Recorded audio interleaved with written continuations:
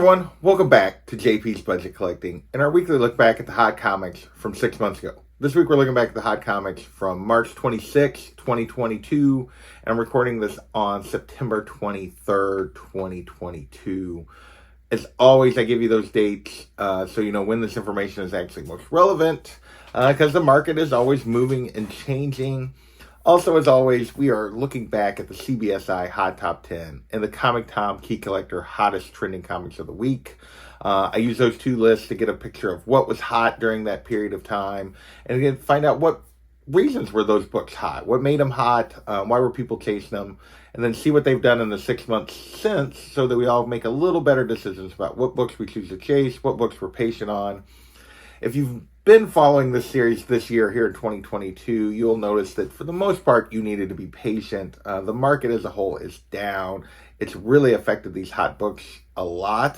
Very few books have bucked that trend of the overall market trend of being down, but every book is its own story. So let's dig in and see what we can learn. We got 17 books to talk about this week. So first up, we got Voltron, #1, the first comic book adaptation of Voltron, at least in the U.S., and this hit the list because of rumors of a live-action movie coming. We'd had that animated series, the updated animated series a few years back. Now we were getting a live-action movie. At least that was the rumor. Back then, caused raw copies to jump up to $80 to $100. 9.8 went for $600. Now raw copies will cost you $10 to $30. 9.8 will cost you $300 to $500. Now you will notice if you're watching, if you look in the sales, there's some newsstand sales in there that are about double of kind of the median. So you'll get like a $50, $60 sale, maybe even a $70 sale on a raw copy of a newsstand. You'll get like a $700-ish sale of a newsstand, 9.8.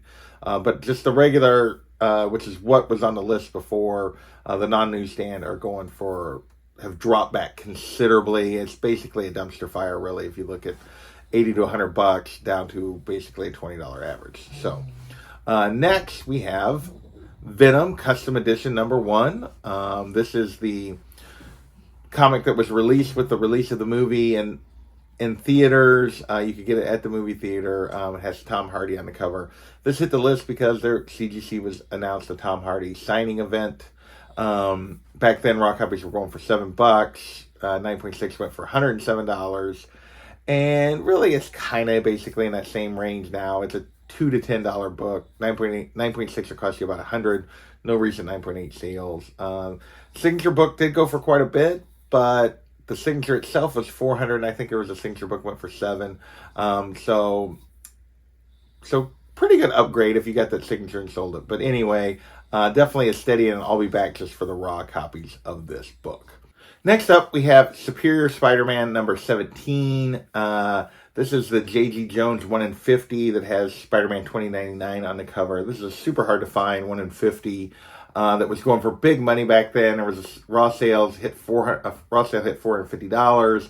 9.8 went for $1,000. So this hard to find cover. It's not almost a ghost. It's not quite to that status, but definitely very hard to find. I was going for big money 6 months ago.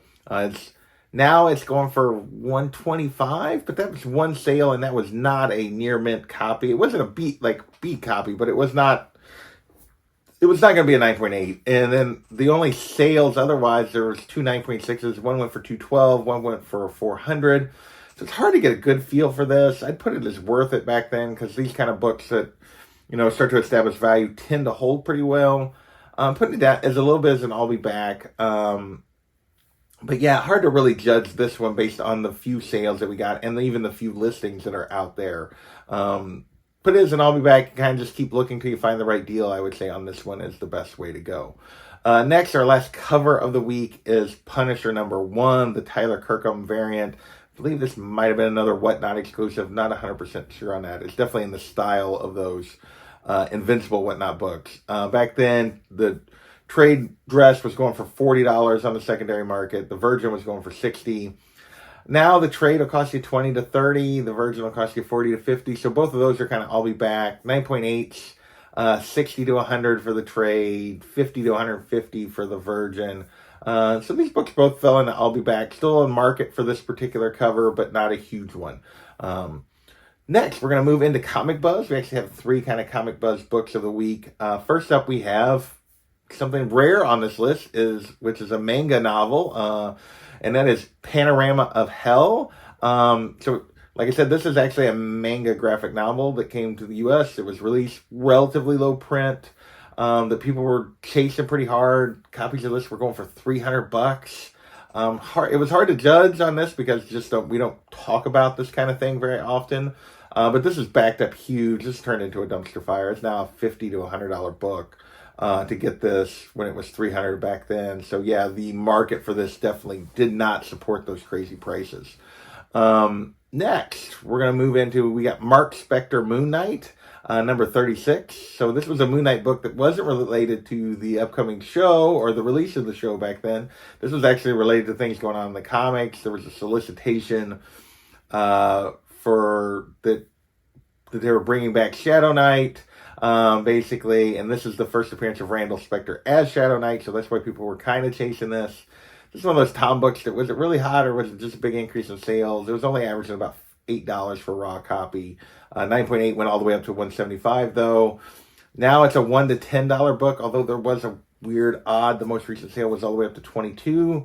Not sure what was going on there, but the most recent 9.8 sale, the only recent 9.8 sale, was $30. So that's a huge dumpster fire on the 9.8 sale side, from $175 to $30. But one sale, hard to really judge that. Overall, definitely just an I'll be back on the raw side because it wasn't going for that much to start with. Next, we have Star Wars number 16, the first appearance of Bellart Valance, the Hunter. And basically, this character was being brought back to the comics, the new Marvel version of the comics. So this was kind of a legacy character being brought back to the comics. Caused this book to jump up to $25 for raw sale. A 9.2 went for $61. Not sure why they really listed that. I guess it was the only really slab sale. Now, raw copies, though, only cost you $5 to $20, so another I'll be back. But the 9.8s, of the couple of 9.8 sales that are out there now are $250, $300, which is a lot for this book. So if you got a really nice copy, might be worth it trying to get a 9.8 and sell it. But obviously, it better be a 9.8 because 9.6 is don't go for it very much either. So next, we got one other Star Wars book. We got Star Wars Shadows of the Empire, number 3, the first appearance of Forlom. He was rumored to be in the Obi-Wan show. We now know that he wasn't. Back then, raw copies went for $15. 9.8 went for $225. Now raw copies are going for $5 to $18. 9.8 only cost you $70. So this is definitely down. Definitely an I'll be back on the raw side. A trap to dumpster fire on the slab side. I said he wasn't in it. Was he? When they were hunting him on the... I don't think he was in it. now I'm like blanking on it because there were some bounty hunters characters, but I don't think he was one of them. Anyway, I could be wrong. Either way, the book is back way up. All right, with that, we're going to move into Sony Spider movies, and that is Morbius the Living Vampire, number 1. This is Morbius solo title from the 90s, with the movie getting ready to come out, even though reviews were terrible. This book was hitting the list. Raw copies were up to 20 plus on average. 9.8 hit 200. Now it's a $5 to $20 book. 9.8, 40 to 70. Another kind of dumpster fire, particularly on that 9.8 side. This one I did go on and put dumpster fire because there were enough 9.8 sales to really justify looking at that side of things. On the raw side, more of a trap, but still, this book is way, way down and really was not worth chasing because that movie did not live up to everyone's hopes or expectations. Next, we have Ghost Rider number 31, the first full team appearance of the Midnight Suns. I have never really looked into this. I didn't know. I'd forgotten that there was everybody goes after the 28 first Midnight Suns, but that's not the full appearance. It's this one. I had no idea. I'd totally forgotten about this. Anyway, raw copies back then were $20. 9.8 was hitting $300 because Oscar Isaac said it would be cool to see this group when they were interviewing about the Moon Knight show. So that's why people were chasing this all of a sudden again. Now it's a $10 to $20 book. 9.81 to 150. So trap on the 9.8 side. I'll be back on the raw side, but definitely a book that's down and would have been worth being patient on. Even with all the different times we get Midnight Sun stuff, they continue to be a roller coaster, and you want to wait for the lulls. And this book's down even with the game getting ready to come out. So there you go. Next, we have Nova #1, the first appearance of Richard Rider as the first Nova, the first comic book Nova. Back then, a 9.8 hit 2,700, a 9.6 hit 740, because we got confirmation from Kevin Feige that we were going to get some version of Nova in the future. Now, a 9.8 will cost just 1,600 to 2,000, that 9.6 4 to 500. So this has definitely turned into a bit of a trap. Raw copies 50 to 200, depending on condition. So yeah, another book that's turned into a trap. We've got no new news since then. It looks like we're a ways out probably from Nova, unless they try to sneak him into like the Marvels movie or Secret Wars or something like that. We'll have to see. Next, we have Marvel, not Secret Wars, Secret Invasion is what I was thinking of. Sorry. Next, we have Marvel .1, #1, the first appearance of Sam Alexander, who also becomes Nova. So this is the version a lot of people think we might actually get instead of Richard Rider, but we'll see. Back then, raw copies were going for $50. A 9.8 hit 400. Now, raw copy will cost you 10 to 50, 9.8, 175 to 250. So this is also turned into a trap. You could say, well, raw copies are still going all the way up to 50. Well, most of those sales are 20 to 30, so about half that average sale back then, which was 50.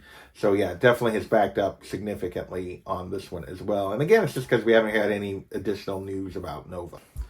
Next up, we have New Avengers #40, the first appearance of Ranky, the Skrull Queen. This is hit the list because everyone thought this is who Emilia Clarke was going to play in the Secret Invasion show that's coming up. Back then, raw copies were hitting $30 to $50. 9.8 was hitting $380. Now it's a $10 to $40 book, with 9.8 going $275 to $325. So this one's definitely backed up. The recent rumors have had her not playing this character. We still don't know who she's actually going to play. If she's playing Frankie, she might be playing multiple characters. So we will see. Thought the trailer for this looked really good. Looked very Winter Soldier tone-ish, which I'm looking forward to. Although I'm enjoying some of the stuff that's going on now that it's a little sillier as well. But definitely looking forward to this show when it comes, and can't wait to see if we get her or not. If we do, this book could jump. If not, it probably will crash further. Next, we have Miss Marvel #5 on the list for the second week in a row, and it's all because of this cover and this moment being the moment in the cover being on the trailer. Back then, this was going for a $45, $50 book. Now it's a $20 to $30 book, or $20 to $50 book, excuse me. 9.8 only going for $150. So this is an I'll be back. There are a few sales on that upper end, but for the most part, it's, spread out through there and definitely a little lower than it was. Last week, it was 25 to 50, which is, I called it, steady, kind of worth it. But by the second week of this hitting the list, it had kind of moved to the upper end of this range. And it's fallen back a little bit, but not too much. Next, we have Magnificent Miss Marvel, #13, the first appearance of Amulet. And there was spec that we might get Amulet in the show. We did not. At least I don't think so. If I did, I missed it or didn't register the reference. Raw copies back then were going for $20. 9.8 going for $150. Now it's a $10 to $30 book, but most of the sales are probably on the low end of that, the 10 to 20 range. But there are a couple of 20 plus sales, so I did go on and give it the full range. 9.8 only going for $160, but that's only the only sale since the beginning of August. Before that, it was still going for a little more, but so that might just be an oddball sale. Not a lot of sales going on here, but definitely an I'll be back on this book as well. With that, we got 2 books left, and first up of those books is Mystic Arcana Magic #1. This is the first appearance of Emmett, and this was for spec for the Moon Knight show that was getting ready to start. Back then, raw copies were going for $30 to $40 for this character. Now it's a $10 to $20 book. This is definitely a trap. I think we did get Emmett, and it didn't matter. This book is backed up. And then last book of the week is Moon Knight #2, the first and only appearance of Dr. Arthur Harrow, who everyone believed Moon Knight who Ethan Hawke was playing in the Moon Knight show, based on the closed captioning of the trailer. Turned out to be correct, although it was a very different version than this version in the comic books. But back then, this jumped up to a $25 book for raw copies. 9.8 hit $250, and this was kind of the beginning for this book. Now it's a $5 to $15 book, 9.8, 80 to 100. So it's a trap even from this first time it really hit the list. We will see how bad it looks when we get closer to the show and when we actually got confirmation. With that is this week's list. We had 17 books.